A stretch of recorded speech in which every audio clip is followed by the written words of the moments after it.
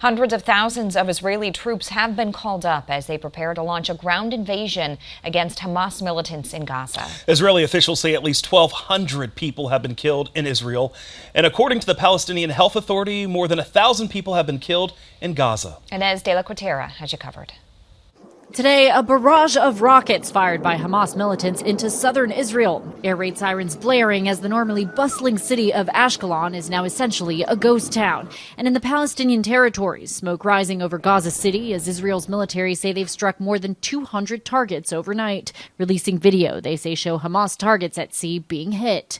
These strikes coming in response to the brutal weekend sneak attack by hundreds of Hamas terrorists inside Israel. My commitment to Israel's security and the safety of the Jewish people is unshakable.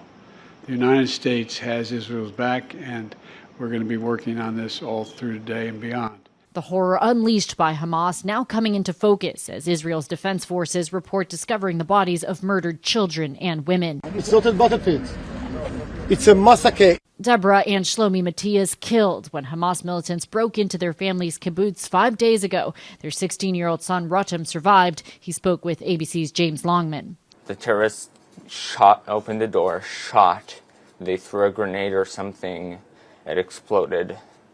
The last thing my dad said is he lost his arm, and then my mom died on top of me. Some 360,000 Israeli reservists now preparing to join the fight in what is expected to be a major ground assault on Gaza. Gaza's power authorities saying it has run out of fuel and electricity after a blockade by Israel. Hospitals there already at full capacity. 21-year-old Islamic University student Tala Imad Herzala sheltering inside her family's home in Gaza. There's no electricity.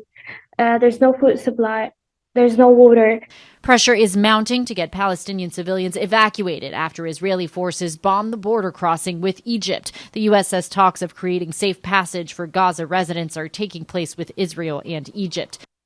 And our teams in southern Israel reporting that there is no sense of security there, with rockets once again being fired into Israel throughout the day. In Tel Aviv, Inez de la Quatera, ABC News.